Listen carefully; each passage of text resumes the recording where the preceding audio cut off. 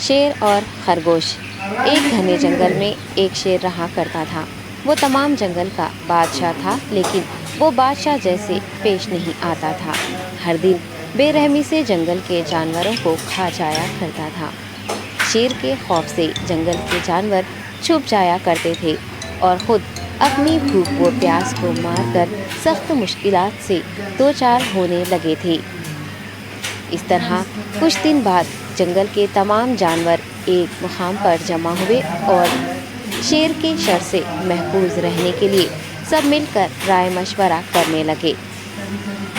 سب نے اپنی اپنی بات رکھی اور آخر میں ایک گیدڑ نے کہا، میرا خیال ہے کہ ہم روز شیر کے ہاتھوں مرنے کے بجائے ہم خود ایک بار شیر کے پاس چلے جائیں۔ اس طرح روزانہ شیر کسی ایک کو کھا لے گا اور ہم سب اپنی اپنی باری سے چلے جائیں گے اور بلا خوف و ڈر سکون سے زندگی گزاریں گے۔ گیدڑ کے مشورے پہ تمام جانور رضامند ہو گئے۔ ایک بندر نے کہا، ٹھیک ہے، تمہاری بات بالکل درست ہے۔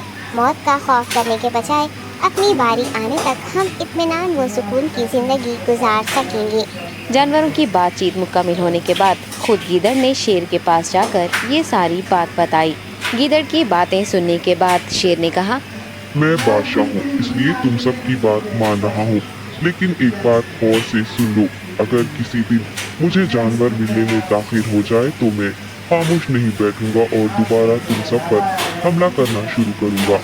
شیر نے بڑے غصے سے یہ سب کہا۔ شیر کی باتیں سن کر گیدڑ نے سر ہلاتے ہوئے حامی بھر دی اور وہاں سے چلا گیا۔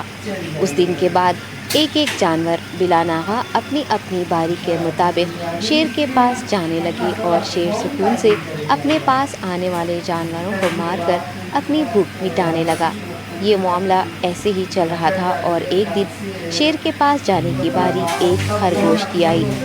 وہ خرگوش بہت ہی ہوشیار تھا۔ اسے شیر کے پاس جانا منظور نہیں تھا اور اس نے اپنے ساتھی جانوروں کو بے رحمی سے مارنے والے شیر کو سبق سکھانے کی ٹھان لی اور ایک اچھی تدبیر نکال کر آہستہ آہستہ شیر کی گفا کے پاس پہنچ گیا۔ تاخیر ہو جانے سے شیر کافی غصے میں تھا اور خرگوش کو دیکھ کر غصے سے کہنے لگا، میں نے تم سب کو پہلے ہی کہہ دیا تھا، دیر ہو جائے تو میں خاموش نہیں بیٹھوں گا۔ تم نے وعدہ خلافی کی ہے، اس لیے میں جنگل جا کر من چاہے جانور کا شکار کر کھا جاؤں گا۔ تب خرگوش نے شیر سے کہا، معاف کر دیجیے بادشاہ سلامت، غلطی ہو گئی اور اس کا ایک واجب سبب ہے۔ اطمینان رکھیے، میں بیان کرتا ہوں، آپ سنیے اور اس کے بعد آپ آرام سے مجھے مار کر کھا لیں۔ شیر نے پھر غصے سے کہا، وہ کیا بات ہے، جلدی بتاؤ۔ خرگوش نے کہا، بادشاہ سلامت، میں آپ کے پاس آ رہا تھا اور راستے میں مجھے ایک شیر مل گیا اور مجھے مارنے کے لیے آگے بڑھنے لگا۔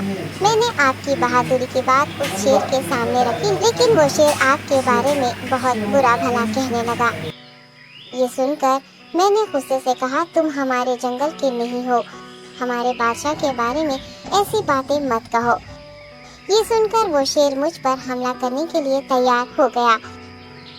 یہ دیکھ کر میں نے کہا، تم مجھے مارو گے تو ہمارے بادشاہ تمہیں ہرگز نہیں بخشیں گے۔ تب اس شیر نے کہا، تمہارا بادشاہ میرا کیا کر لے گا؟ میں نے کئی ہاتھیوں کو اپنے پنجے سے مار گرایا ہے۔ تمہارا بادشاہ ہو یا کوئی اور ہو، میرے ہاتھوں بچ نہیں سکتا اور میرے سامنے کوئی ٹک نہیں سکتا۔ میں اسے ختم کروں گا۔ یہ سب بدتمیزی کرنے لگا۔ میں نے اس شیر سے کہا، تم ہمارے بادشاہ سے آ کر بات کرو۔ تب اس نے فخر سے کہا، میں کیوں آؤں؟ تمہارے بادشاہ میں دم ہے تو اسے ہی یہاں لے کر آؤ۔ یہ کہہ کر مجھے دبانے لگا۔ بادشاہ سلامت، اسی لیے آنے میں تاخیر ہو گئی۔ یہ سنتے ہی شیر غصے سے کہنے لگا، چلو ابھی چلتے ہیں، اسے ختم کر دوں گا۔ یہ سننے کے بعد خرگوش نے شیر کو جنگل کے درمیان موجود ایک کنویں کے پاس لے گیا۔ خرگوش نے کہا، بادشاہ اس کے اندر دیکھیے، وہ وہاں آپ کا بے صبری سے انتظار کر رہا ہے، آپ اسے اچھا سبق سکھائیے۔ شیر غصے سے فوراً کنویں میں جھانکنے لگا اور زور سے دہاڑنے لگا۔ تب دوسری جانب سے بھی دوسرا شیر